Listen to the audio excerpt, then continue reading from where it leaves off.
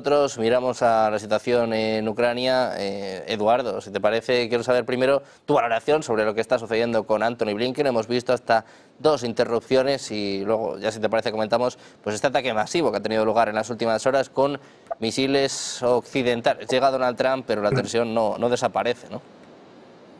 Bueno, en el caso de Blinken yo creo que hay que considerar 2 aspectos, el formal y el fondo de la cuestión. Respecto al fondo de la cuestión, lógicamente es un balance de despedida, sacar pecho. Bueno, legítimamente puede y debe hacerlo. Es dar cuenta de lo que considera que es la administración que él ha representado en la zona, pues ha hecho por solucionar un problema que muy difícil que se resuelva en los próximos años, muy difícil incluso por no hablar décadas. Yo creo que desde el año que se fundó Israel este conflicto está ahí, ¿no? Eso respecto al fondo. Respecto a la forma, yo ya empiezo a estar un poco cansado de este tipo de carne de meme, ¿no? Que aparece permanentemente con intervenciones, interrupciones que están al orden del día y que parece que cualquiera tiene derecho a interrumpir a quien sea, cuando sea, independientemente del puesto que ocupe, ¿no? Yo creo que esto hay que atajarlo, ya hay que empezar a respetar a la función por encima de la persona siempre, y también hay foros que no son precisamente estos, donde los que se busca es notoriedad de una manera pues absolutamente destructiva. Respecto a Ucrania, bueno, yo creo que hay que verlo en función de cada uno de los protagonistas. Yo creo que Ucrania tiene ante sí la tentación de poner el ventilador. ¿Por qué? Porque solamente la perpetuación del conflicto le asegura recuperar o tener una opción de recuperar los territorios que ha perdido. Los territorios que ha perdido con Rusia, desde que se inició el conflicto, ya hace mucho. Lógicamente esto pues es una concentración de riesgo, porque puede implicar a muchos países. Incluso se pueden dar casos como un 2.0 respecto a la destrucción. Recordemos las presas del Dnieper, lo que significaron, ¿no? Y todo el riego de minas que habrán quedado ahí, que habrá quedado aquello como el delta del Mekong, ¿no? En Camboya, ¿no? Donde hay una poderosa industria de piernas de madera, ¿no? Cosas así, ¿no? Heridas que quedan para siempre. El hecho de que las cosas se pongan mal a mí me inquieta en el sentido de que se produzca un accidente, entre comillas, por supuesto, nuclear en una central, en Zaporilla, en Chernóbil, donde sea, y que no tenga un padre asignado, pero que eleve muchísimo el tono del conflicto. Yo creo que hay una parte del gobierno de Ucrania que está por la labor de continuar la guerra hasta las últimas consecuencias, cueste lo que cueste. Y hay otra parte que es más pragmática, ¿no? Y que también hay un tercer aspecto, y es la necesidad que tiene Ucrania de estar de alguna manera representada en esa negociación que va a ser a 2 bandas entre Rusia y Estados Unidos. Es un levantar la mano y decir, yo también tengo algo que decir, que al fin y al cabo es mi país, ¿no? Vamos a ver si llegamos a un acuerdo, pero yo tengo voz y voto, ¿no? Eso por una parte. Respecto a Rusia, pues lo ha definido muy bien Emiliano, ¿no? Es decir, yo aquí estoy, ahí me las den todas. Dentro de la semana que viene ya me reúno con papá y decidimos qué es lo que pasa en la zona, ¿no? Con lo cual, pues yo creo que en ese sentido, a no ser que haya algo absolutamente desproporcionado, pues las cosas van a seguir su curso hasta la mesa de negociación, hacia el armisticio, y un montón de decisiones que se van a tener que tomar respecto a si van a permitir que Ucrania sea parte de la Unión Europea, desde luego de la OTAN, que se olvide, en el hipotético caso de que después de la guerra de Ucrania siga existiendo OTAN, porque esto también va a cuestionar la mayor respecto a la defensa europea. Y luego está Estados Unidos, que Estados Unidos yo creo que su prioridad absoluta es cerrar esta crisis cuanto antes para concentrarse en los frentes de su máximo interés, ¿no? Entre ellos, este nuevo que ya le ha surgido en el Ártico, ¿no? Es decir, ahora mismo tiene demasiadas cosas entre manos y el nuevo secretario de Defensa, que por cierto estoy totalmente de acuerdo en Emiliano, parece ser que una de las características de todo gobernante es que entre sus skills esté un pasado realmente turbio, además curiosamente asociado al tipo de cosas que ellos defienden, o sea, si sale un woke es el anti-woke en la vida real, y si sale un trumpista, pues es lo menos trumpista en la vida particular que te puedas imaginar, ¿no? Esa es la situación. Yo creo que esos son los tres actores y lo que se puede dar.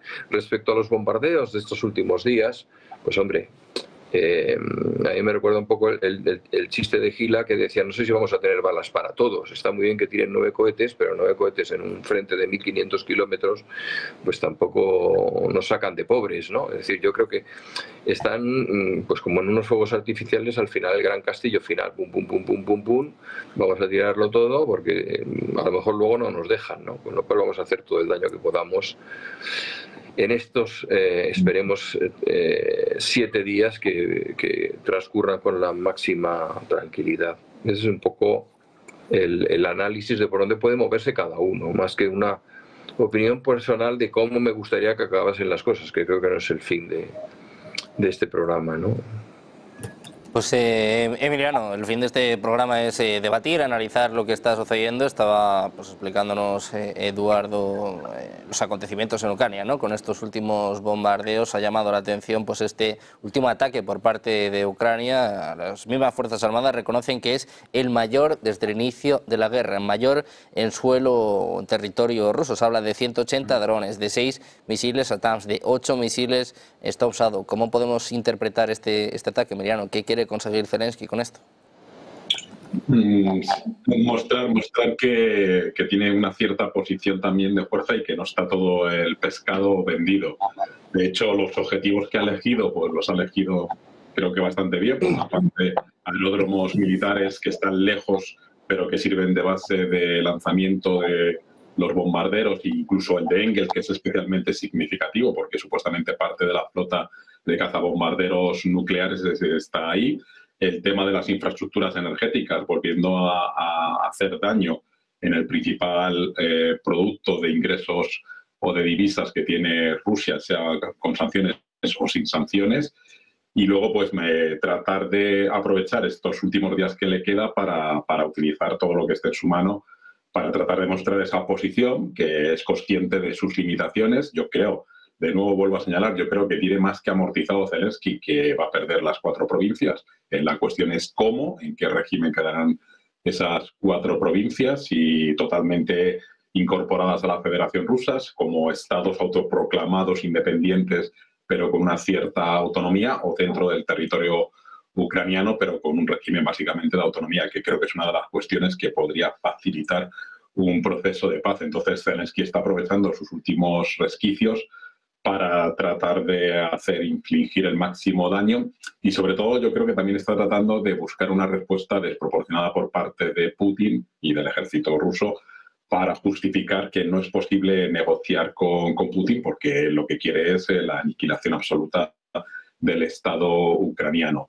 Entonces, bueno, pues veremos qué ocurre en estos próximos 7 días, pero yo creo que va a seguir habiendo bombardeos. Yo creo que Putin va a responder bombardeando infraestructuras como ha venido haciendo en Ucrania, y siguiendo avanzando con la posible caída de Pokrovsk, que sabemos que es una ciudad. Actualmente ocupan el 18% del territorio ucraniano, y imagino que querrán llegar al control absoluto y luego ver cómo se hace el intercambio respecto a la zona ocupada en el Kursk por parte de las tropas ucranianas, que habrá que ver cómo finaliza, porque obviamente Putin no va a permitir que una parte del territorio quede bajo control ucraniano. Entonces, pues ahí está. Y ya quisiera terminar señalando que estoy de acuerdo con Eduardo, tanto en el fondo como en la forma, pero también es decir, esto lo que justifica las críticas del doble rasero Occidente, porque ha señalado solamente las víctimas israelíes, que está totalmente, fue un ataque terrorista inhumano y terrible y que habría que tener una respuesta proporcional, pero no ha señalado que son 50.000 muertos palestinos, muchos de ellos mujeres y niños, que no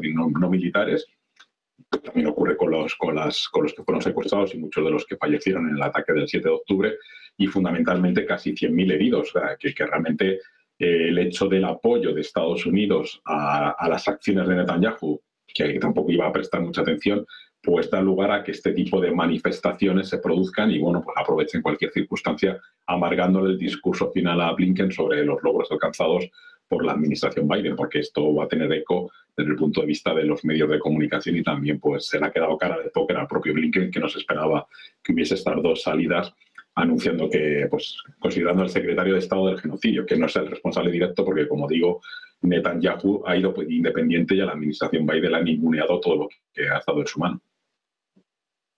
Bueno, pues pendientes de Antony Blinken, protagonistas sin duda del día de hoy. En los próximos minutos seguiremos viendo esta comparecencia. José María, te quiero preguntar también por este ataque masivo por parte de Ucrania, un ataque sin precedentes. Lo califican como el mayor ataque desde el inicio de la guerra y sobre todo, ¿qué podemos esperar por parte de Rusia? Básicamente, si podemos ver un misil Oresnik antes de que Donald Trump llegue a la Casa Blanca como respuesta.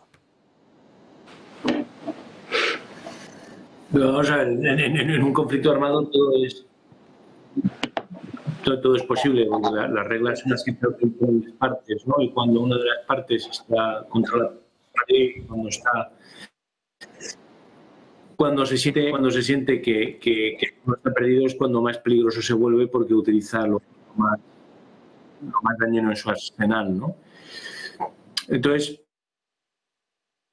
aquí lo que tenemos que ver es está utilizando lo que tiene a mano, está tomando decisiones y haciendo que otros tomen decisiones que no se han atrevido desde el inicio del conflicto, desde el punto de vista político, desde el punto de vista más geoestratégico. Hemos visto todo lo que es el tema de la imposición de sanciones el pasado viernes por parte de la administración Biden, pero como ejemplo, como botón de muestra. Y por otro lado, Rusia, yo creo que Rusia está esperando pues al 20 de enero y lo tiene con una gran X en el calendario como posible punto de inflexión y como posible principio del fin de del conflicto y de lo que podría ser un inminente alto el fuego. Habrá que ver en la Unión Europea si va a seguir alimentando la maquinaria de guerra ucraniana para que ésta pueda seguir haciendo frente a Rusia y mantener el conflicto vivo pese a los esfuerzos de Estados Unidos de mantenerlo parado. Habrá que ver si la Unión Europea es únicamente sin apoyo de Estados Unidos es suficiente como para que esto siga en marcha. Muy probablemente no sea suficiente, y ver hasta qué punto la Unión Europea negocia con Estados Unidos en lo que realmente le importa a Estados Unidos, que no es tanto Rusia, sino lo que está pasando en Asia-Pacífico y esa potencial guerra comercial con China que vienen anunciando los voceros del partido republicano. Es decir, la escalada en esa guerra comercial con China, de la que la Unión Europea pues tiene que tomar o terminar de tomar una posición de si va a apoyar sin ningún tipo de arista a Estados Unidos y de forma completamente alineada con Estados Unidos, o bien lo va a hacer con reservas, o bien pues se va a quedar un poco en el punto intermedio. Es posible que la Unión Europea quiera hacer el trueque con Estados Unidos de sí al alto el fuego, no al levantamiento de las sanciones, que Rusia siga sufriendo económicamente y al mismo tiempo pues pegamos un giro en lo que es una vuelta de tuerca más en lo que son las relaciones con China para que Estados Unidos tenga algo a cambio. Sería una forma muy trumpiana de arreglar las cosas, donde bueno, es un win-win, donde yo doy, tú me das, y se podría resolver de una forma más transaccional. Habrá que ver hasta qué punto Trump puede estar satisfecho con esa opción y hasta qué punto Trump realmente quiere llegar a ese acuerdo de paz donde a Rusia se le puedan levantar las sanciones, porque hasta cierto punto, a Estados Unidos se ha estado beneficiando de esas sanciones a Rusia como la gran alternativa de abastecimiento de gas natural, de la LNG y de productos derivados del petróleo que se han parado de exportar desde Rusia hacia la Unión Europea desde el inicio del conflicto y según se han ido aprobando los distintos paquetes de sanciones. Por lo tanto, ahí puede haber una solución un poco más maquiavélica, que no vayamos con Trump todo se va a arreglar, Rusia va a volver a ser un player a nivel mundial y respetado por todos, y un poco se va a sentar en la mesa de los grandes como con las condiciones de antes del inicio de la guerra. Pero al mismo tiempo la situación actual, donde Ucrania y Rusia pues están realmente haciéndose el harakiri desde el punto de vista logístico, de infraestructuras, humano, donde han perdido una generación entera, ¿no? en los campos de batalla o que han huido del país, pues realmente eso yo creo que va en el interés todo que acabe. Ahora, los tecnicismos de cómo tiene que acabar esto, hasta qué punto quiero que Rusia siga cerrada al comercio con determinados países y con respecto a Europa, o hasta qué punto me conviene que Rusia se eche en manos de la India y de China, eso ya son cuestiones técnicas que yo creo que iban a hilar mucho más finos los asesores de Trump, de lo que va a ser en detalle, mucho más sofisticada de lo que podemos aventurar hoy en día con la información que tenemos. Bueno, pues muy pendientes de Donald Trump, de estos arreglos en Ucrania y sobre todo, bueno, de estos últimos ataques y de la respuesta por parte de Rusia con el Ministerio de Defensa, que ya ha prometido responder a este último ataque masivo de Ucrania. Muchísimas gracias a los tres por estar con nosotros. José María, Eduardo, Emiliano, placer como siempre teneros por aquí. Muchísimas gracias. Muy buenas tardes. Gracias, buenas tardes.